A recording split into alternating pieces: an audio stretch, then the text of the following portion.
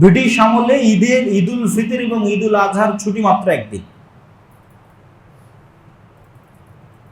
হিন্দু জমিদারদের অধীনে পূর্ব বাংলায় ঈদুল ফিতর আর ঈদুল আজহা মিলে ছুটি একদিন। এখন ভারতেও তাই।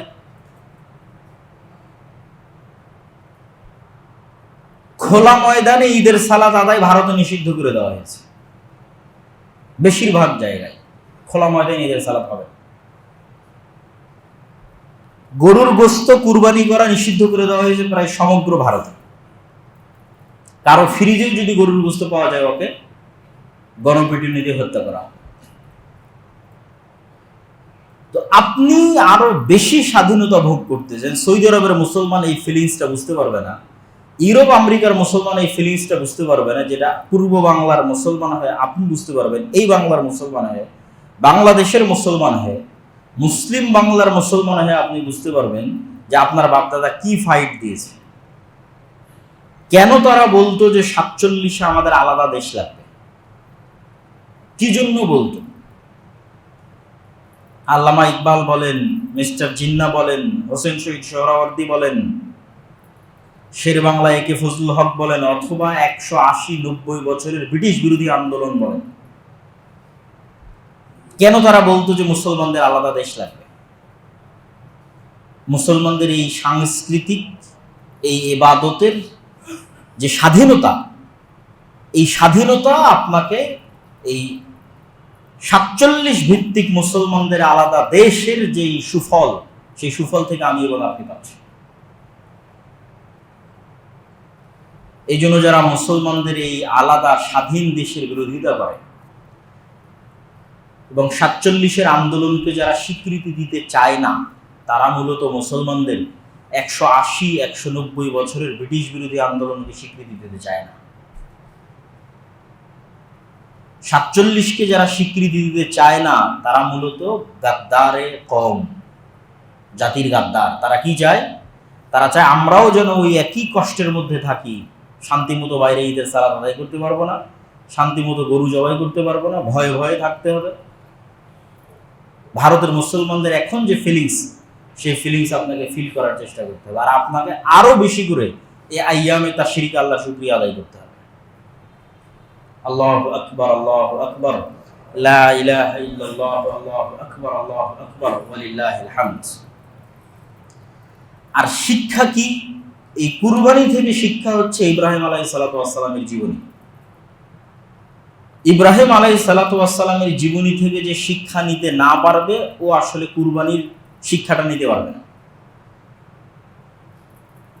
ইব্রাহিম আলাইহিস সালাতু ওয়াস সালামের পুরো পরিবারকে আল্লাহ সুবহানাহু ওয়া তাআলা যেভাবে কবুল করেছেন এবং পৃথিবীতে আদর্শের রোল মডেল করে দিয়েছেন ইব্রাহিমের পরিবারকে, পিতা হিসেবে ইব্রাহিম, স্বামী হিসেবে ইব্রাহিম, স্ত্রী হিসেবে ইব্রাহিমের স্ত্রীরা, সন্তান হিসেবে ইব্রাহিমের সন্তানেরা, যে সম্পূর্ণ একটা আদর্শ রোল মডেল করে দিয়েছেন, তার নজির ইতিহাসে পাওয়া যায় না। আল্লাহ সুবহানাহু ওয়া তাআলা কোরআন মাজিদে বলছেন, ওয়াহাবনা লাহু ইসহাক ওয়া ইয়াকুব, আমি তাকে ইসহাক দিয়েছি, ইয়াকুব দিয়েছি, ওয়া জাআলনা ফি যুররিয়াতিহিন নবুওয়াতা ওয়াল কিতাব, আর ইব্রাহিমের বংশের মধ্যে নবুওয়াতকে আর আসমানি কিতাবকে সীমাবদ্ধ করে দিয়েছে। ইব্রাহিমের বংশের বাইরে আর ইব্রাহিমের পরে আমি কোনো নবী পাঠাইনি, পাঠাবো না, আর কোনো কিতাব পাঠাইনি, পাঠাবো না। তাহলে ইব্রাহিমের পরে নবুওয়াত আর কিতাব ইব্রাহিমের বংশে সীমাবদ্ধ হয়ে গেছে। তো এই যে ইব্রাহিম আলাইহিস সালাতু ওয়াস সালামের সম্মান, তো ওনার ইতিহাস থেকে তো আমাকে এবং আপনাকে শিক্ষা নিতে হবে। এই জন্য ইব্রাহিম আলাইহিস সালাতু ওয়াস সালামের সংক্ষিপ্ত ইতিহাস। আজ থেকে প্রায় 4,500 বছর পূর্বে ইরাকের বর্তমান যে রাজধানী বাগদাদ, যেটাকে ওই যুগে বাবেল নামে চিনা হতো, যে বাবেল নগরীতে হারুত এবং মারুত নামক ফেরেশতা অবতীর্ণ হয়েছিল, সেই নগরীর মন্ত্রী পরিষদের মন্ত্রী ঘরে বা রাজ পরিষদের রাজঘরে ইব্রাহিম আলাইহিস সালাতু ওয়াস সালামের জন্ম হয়। ইব্রাহিম আলাইহিস সালামের পিতা সেই রাজ পরিবারের প্রধান পুরোহিত বা প্রধান যাজক, প্রধান ধর্মগুরু। মূর্তি বানানো এবং মূর্তি দেখাশোনার মূল দায়িত্ব যার হাতে ন্যস্ত, আজার। তার ঘরে ইব্রাহিম আলাইহিস সালামের জন্ম হয়। ইব্রাহিম আলাইহিস সালামকে আল্লাহ তার সেলফ অ্যানালাইসিস, শার্প মেধা, হিকমা, যা আল্লাহ জন্মগত দিয়েছিলেন, যেটার মাধ্যমে তিনি আল্লাহর তাওহীদ পান, আল্লাহ সুবহানাহু ওয়া তাআলা তাকে হেদায়েত দেন, তার মনের মধ্যে প্রশ্ন তৈরি হয়, তিনি নিজেই সেই প্রশ্নের উত্তর খোঁজার চেষ্টা করেন। আশেপাশের মানুষকে দেখেন সূর্যের ইবাদত করে, চন্দ্রের করে, তারকার করে, ওগুলো নিয়ে উনিও চিন্তা করতে থাকেন যে সূর্যের ইবাদত কেন করব, চন্দ্রের কেন করব, তারকার কেন করব, এবং প্রত্যেকটা কেন করব না তার একটা করে লজিক বের করতে থাকে। এই যে সেলফ অ্যানালাইসিস করতে করতে করতে করতে উনি এই সিদ্ধান্তে পৌঁছেন, যেটা আল্লাহ কোরআনে ভাবে বলছে, ইন্নী ওয়াজ্জাহতু ওয়াজহিয়া লিল্লাযী ফাতারাস সামাওয়াতি ওয়াল আরদা হানিফান ওয়া মা আনা মিনাল মুশরিকিন। আমি আমার সকল চিন্তা চেতনা, ধ্যান ধারণা মনোনিবেশ করছি, সন্নিবেশিত করছি, একীভূত করছি একমাত্র ওই সত্তার দিকে, যিনি আসলে এই আসমান, এই জমিন, এই সূর্য, এই নক্ষত্র, এই গ্রহ সব আসলে যিনি তৈরি করেছেন, যাকে দেখতে পাচ্ছেন, যিনি আড়ালে আছেন এই সবগুলো। ওয়ামা আনা মিনাল মুশরিকিন, আর আমি মুশরিকদের অন্তর্ভুক্ত নই। ইন্নী বারিউম মিম্মা তুশরিকুন, হে আমার জাতি, তোমরা যে শিরক করতেছো, এই শিরক থেকে আমি মুক্ত এবং পবিত্র। এই যে ইব্রাহিম আলাইহিস সালাম আল্লাহর তাওহীদের যে সন্ধান পেলেন, এই দাওয়াত উনি পৌঁছে দিলেন প্রথমে তার বাবার কাছে, তারপরে পৌঁছে দিলেন সমাজের লোকের কাছে। বাবার কাছে পৌঁছে দিলেন কিভাবে? আতাত্তাখিযু আসনামান আলিহা ইয়া আবাতি লিমা তা'বুদু মা লা ইয়াসমাউ ওয়া লা ইয়াবসুরু ওয়া লা ইউগনি আনকা শাইআ। ইব্রাহিম তার পিতাকে ডাক দিয়ে বলল, হে আমার পিতা, এমন মূর্তির কেমনে ইবাদত করেন যে শুনে না, যে দেখে না, যে আপনার কোনো উপকার করতে পারে না। তো বিভিন্ন যুক্তি দিয়ে যখন তিনি তার বাবাকে দাওয়াত দিলেন, তখন তার বাবার পাল্টা উত্তর ছিল, হে ইব্রাহিম, আরাগিবুন আনতা আন আলিহাতি ইয়া ইব্রাহিম, ইব্রাহিম তুমি কি চাও আমি আমার এই মূর্তি, এই প্রভুদের থেকে মুখ ফিরিয়ে নিই? লা ইল্লাম তানতাহি লা আরজুমান্নাক, তুমি যদি তোমার এই দাওয়াত দেওয়া বন্ধ না করো, আমি তোমাকে পাথর দিয়ে মারবো। লা আরজুমান্নাক, পাথর দিয়ে আঘাত করা। ওয়াহজুরনি মালিয়া, আর তুমি এক্ষুনি আমার এখান থেকে, আমার ঘর থেকে বের হয়ে যাও। হকের দাওয়াতে ঘর থেকে প্রথম বাধা আসে। বংশ পরিচয়ে কোনো কিছুর মূল্য নির্ধারিত হয় না। নূহের সন্তান কাফের, আর মূর্তি পূজকের সন্তান পৃথিবীর সর্বশ্রেষ্ঠ নবীদের একজন। এই জন্য বংশ পরিচয়েও কিছু হয় না, রক্তেও কিছু হয় না, হয় ইমানের নূরে, যার মধ্যে ইমানের নূর একবার প্রজ্বলিত হয়। সে এখন কোন বংশে জন্ম নিল, কোন ঘরে জন্ম নিল, সেটা দেখে লাভ নাই। তো ইব্রাহিম আলাইহিস সালামের পিতা যখন তার দাওয়াত গ্রহণ করলো না, এবার উনি চাচ্ছেন সমাজের মানুষকে দাওয়াত দিতে। অপেক্ষা করলেন ফেস্টিভ্যাল ডে, জাতীয় উদযাপন, মেলা।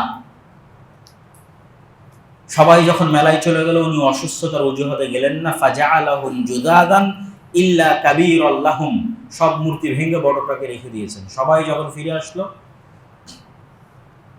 কে করেছে এই কাজ? আফআলতা আনতা হাযা বিআলিহাতিনা ইব্রাহিম, আনতা ফাআলতা হাযা, হে ইব্রাহিম, তুমি কি আমাদের প্রভুদের সাথে, আমাদের ইলাহদের সাথে এই কাজ করেছে ইব্রাহিম তুমি?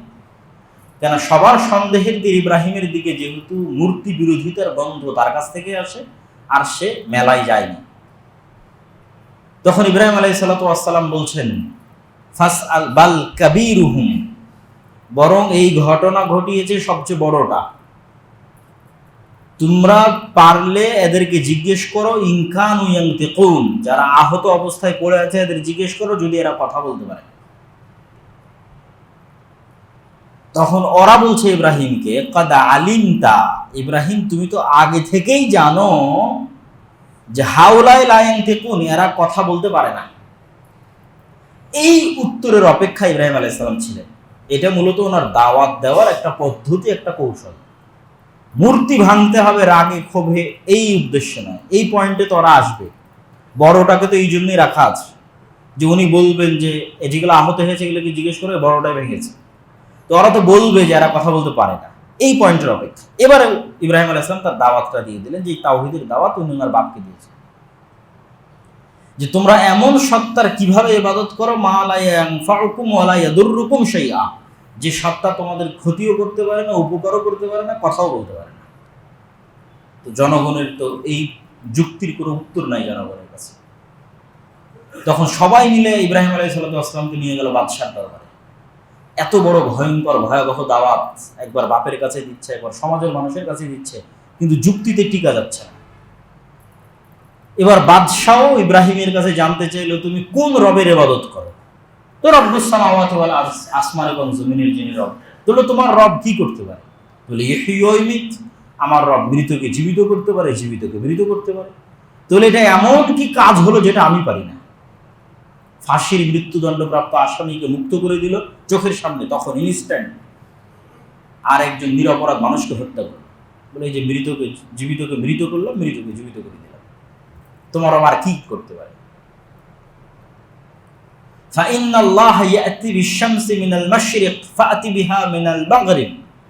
তো বলে ঠিক আছে, যেহেতু তুমিও জীবিতকে মৃত করতে পারো, মৃতকেও জীবিত করতে পারো, তা আমার রব আর একটা কাজ করে, সেটা হচ্ছে আসমানের যে নিজাম, একটা নির্ধারিত নিজামে আসমান চলতেছে, ম্যানেজমেন্ট সিস্টেম, কিভাবে সূর্য উঠবে, কেমনে ঘুরবে, চাঁদ কিভাবে ঘুরবে, কোথায় যাবে, পৃথিবী কিভাবে চলবে, পুরো একটা নির্ধারিত সিস্টেমের উপরে চলতেছে, কখনো চেঞ্জ হয় না এই সিস্টেম।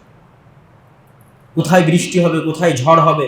তো এই যে আসমানের যে সিস্টেম, এই নিজামকে হ্যাক করতে পারবা কিনা, এই নিজামকে হ্যাক করে এখন তুমি তোমার মতো সূর্য চন্দ্র পৃথিবীকে চালাবা, এই চ্যালেঞ্জ কিন্তু এখনো অব্যাহত।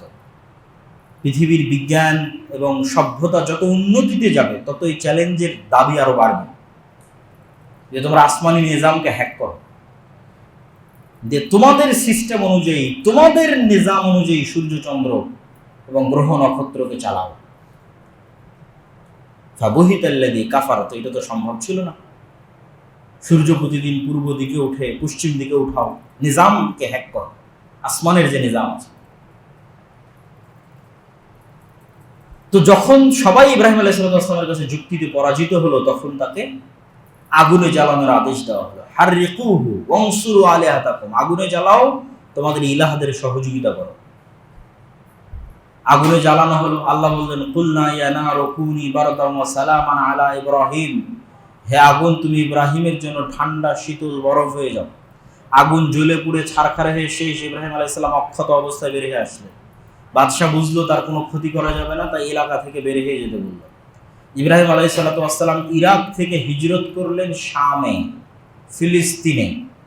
রাসূল সাল্লাল্লাহু আলাইহি ওয়াসাল্লাম বললেন দুই জায়গায় কিয়ামত পর্যন্ত হক থাকবে, একটা দারুল হিজরা লি মুহাম্মদ, মুহাম্মদ সাল্লাল্লাহু আলাইহি ওয়াসাল্লাম যেখানে হিজরত করে গেছে, যেটা মুহাম্মদ সাল্লাল্লাহু আলাইহি ওয়াসাল্লামের দারুল হিজরা, আর একটা হচ্ছে ইব্রাহিম আলাইহিস সালামের দারুল হিজরা, ইব্রাহিম আলাইহিস সালাম যেখানে হিজরত করে গেছে। তাহলে মুহাম্মদ সাল্লাল্লাহু আলাইহি ওয়াসাল্লাম মক্কা থেকে হিজরত করে গেছে মদিনায়, আর ইব্রাহিম আলাইহিস সালাম ইরাক থেকে হিজরত করে গেছে শাম বা ফিলিস্তিনে। তাহলে কিয়ামত পর্যন্ত এই দুই জায়গায় হক এবং হকের অনুসারীরা থাকবে এবং আছে। দিন সবসময় এই দুই জায়গায় বিজয়ী থাকবে। ইব্রাহিম আলাইহিস সালাম তার বিবাহ কখন কিভাবে হলো এটার বর্ণনা পাওয়া যায় না। বাড়ি থেকে যখন বের করে দেয় তখনই বিবাহিত, না যখন ফিলিস্তিনে গিয়ে আশ্রয় নিলেন, স্বামী গিয়ে আশ্রয় নিলেন, তখন বিবাহ করলেন, আল্লাহু আ'লাম। লূত আলাইহিস সালামের যে ঘটনা, ওটা ইব্রাহিম আলাইহিস সালামের জীবদ্দশায়, যখন তিনি স্বামী। তো ইব্রাহিম আলাইহিস সালাম একদিন তার স্ত্রী সারাকে সাথে করে নিয়ে খাদ্য সংগ্রহের উদ্দেশ্যে মিশর যাচ্ছেন। ফিলিস্তিনের সাথে মিশরের যোগাযোগ হাজার হাজার বছরের পুরাতন। ইউসুফ আলাইহিস সালাম এবং তার ভাইয়েরাও খাদ্য সংগ্রহের উদ্দেশ্যে মিশর গেছিল। ইউসুফ আলাইহিস সালামও ফিলিস্তিনে হারিয়ে গিয়ে, শামে হারিয়ে গিয়ে মিশরের বাজারে বিক্রি হয়ে গেছিলেন। তাহলে এবং আজকেও গাজার মানুষ সহায়তা পায় মিশর থেকে। তো ফিলিস্তিনের সাথে মিশরের এই যোগাযোগ বহুদিনের পুরাতন। তো মিশরের তৎকালীন বাদশাহ ইব্রাহিম আলাইহিসসালামের স্ত্রীর বিষয়ে আব্দুল্লাহ বিন আব্বাস থেকে শুরু করে অন্যান্যদের মতামত যে হাওয়া আলাইহিসসালামের পরে পৃথিবীর সবচেয়ে সুন্দরী নারী হচ্ছেন সারা আলাইহিসসালাম। তো বাদশার লোলুপ দৃষ্টি ইব্রাহিম আলাইহিসসালামের স্ত্রীর উপর পড়ে। ইব্রাহিম আলাইহিসসালাম বাঁচতে নিজেদেরকে স্বামী স্ত্রী পরিচয় দেন এবং বলেন আমরা দুইজনই তো মাত্র পৃথিবীতে মুমিন, তো ভাই বোন। স্বামী স্ত্রী পরিচয় না দিয়ে ভাই বোন পরিচয় দেন, কিন্তু তারপরও তিনি বাঁচতে পারেননি। তার স্ত্রীকে যখন বাদশাহ উঠিয়ে নিয়ে যায় তখন তিনি বাদশার কাছে 2 রাকাত সালাত এবং ওযুর সময় চান। তাতাওয়াদ্দা ওয়া তুসাল্লি, ওযু করে 2 রাকাত সালাত আদায় করে আল্লাহকে বলেন আল্লাহুম্মা ইন কুনতা তা'লাম আন্নী আমানতু বিকা ওয়া বিরাসূলিক, আল্লাহ আপনি যদি জানেন আমি আপনাকে বিশ্বাস করি, আপনার রাসূল ইব্রাহিমের উপর ঈমান রাখি, ওয়া আহসানতু ফারজি ইল্লা আলা যাওজি, আর আমার লজ্জাস্থান আমি কাউকে ব্যবহার করতে দেইনি, পবিত্রতার আমানত রক্ষা করেছি, ফালা তুসাল্লিত আলাইয়াল কাফির, তাহলে আজকে আমার উপর কোনো কাফেরকে চাপিয়ে দিয়েন না। এই দোয়া করা শেষ এবং বাদশাহ ওই জায়গাতেই জমিনে উল্টে পড়াও সাথে সাথে বাদশাহ তখন আবার অনুরোধ করলো যে আমাকে বাঁচাও। সারা আলাইহিসসালাম বাঁচালেন এই মনে করে যে যদি বাদশাহ এখানে মারা যায় মানুষ বলবে আমি হত্যা করেছি, তো আরো বিপদে পড়ে যাবে। তো বাঁচানোর জন্য উনি আবার আল্লাহর কাছেই দোয়া করলেন। উনি আলাদা করে চিকিৎসা করে বাঁচাচ্ছেন তা না, আবার আল্লাহকে বলতেছেন আল্লাহ একে সুস্থ করে দাও। তো সে আবার সুস্থ হয়ে আবার তার আগের গতিতে ফিরে আসতেছে। তখন আবার তিনি আল্লাহর কাছে দোয়া করলেন তার ধ্বংস কামনা করে। তাহলে এই ঘটনা ঘটলো 3 বার, মানে 3 বার উল্টে পড়ে গেল, আবার 3 বার বাঁচলো, মোট 6 বার। মোট 6 বার একটা মহিলা মুখ দিয়ে যা উচ্চারণ করতেছে আল্লাহর সাথে সাথে ওটাই বাস্তবায়ন করতেছে। আল্লাহ, তাহলে মানুষ আল্লাহ সুবহানাহু ওয়া তাআলার কত নিকটে পৌঁছতে পারে, মানুষ তার ইবাদত, তার তাকওয়া, তার পরহেজগারিতা দিয়ে আল্লাহর এত নিকটে পৌঁছতে পারে, এটা সম্ভব যে সে মুখ দিয়ে যদি কিছু উচ্চারণ করে ওটা বাস্তবায়ন না করলে আল্লাহর নিজের লজ্জা লাগে যে আমার এই বান্দা মুখ দিয়ে এটা উচ্চারণ করলো আর আমি এটা বাস্তবায়ন করতেছি না, তিনি লজ্জা পান। এমনও মানুষ আল্লাহর নিকটে পৌঁছে। তার একটা উদাহরণ হচ্ছে সারা আলাইহিসসালাম। তখন বাদশাহ তার আরেক বাদশার এক কন্যাকে সে যুদ্ধবন্দী অবস্থায় নিয়ে এসেছিল, মিশরের কোনো এক বাদশাহ হাজেরা আলাইহিসসালাম, তাকেও হাদিয়া হিসেবে সারার সাথে দিয়ে দেয়। ইব্রাহিম আলাইহিসসালামের বয়স 90 বছর অতিক্রম করছে, ইতিহাসে প্রমাণ পাওয়া যায়, কিন্তু কোনো সন্তান হয়নি। তাই সন্তানের আশায় সারা আলাইহিসসালাম ইব্রাহিম আলাইহিসসালামের বিয়ে দেন হাজেরার সাথে, এবং হাজেরার সাথে বিয়ে দেওয়ার পর ইব্রাহিম আলাইহিসসালাম সন্তান লাভে ধন্য হন, তার প্রথম এবং বড় সন্তান ইসমাইল। কিন্তু স্বভাবগতভাবে মানুষের যেই স্ত্রীর সন্তান হয় ওই সন্তানের মায়া এবং ওই স্ত্রীর প্রতি মায়া মানুষের বাড়ে। আর এইটা আবার আরেক স্ত্রী যার সন্তান হচ্ছে না তার অন্তরে একটু হলেও কষ্ট দেয়, ঈর্ষা তৈরি করে। স্বাভাবিক, সবাই আদমের সন্তান, মানুষ, কেউ ফেরেশতা নয়। আর আল্লাহর নিজেরও হিকমা আছে যে আল্লাহ সুবহানাহু ওয়া তাআলা চান না যে ইব্রাহিমের অন্তরে অন্য কোনো কিছুর প্রতি মাত্রাতিরিক্ত ভালোবাসা তৈরি হোক। ইব্রাহিমের অন্তরে ভালোবাসা থাকবে শুধু আল্লাহ। ওই জন্য বলা আছে কানিতান হানিফাম মুসলিমা।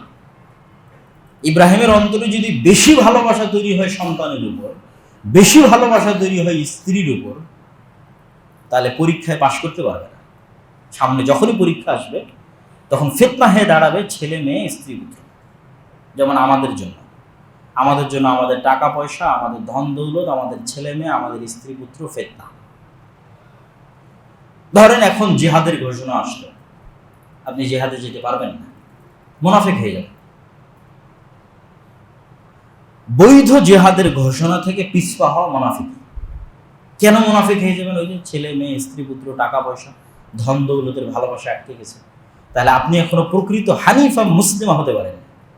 তাহলে ওইটাই যদি ইব্রাহিম আটকে যায় তাহলে ইব্রাহিম কিভাবে হানিফা মুসলিমা?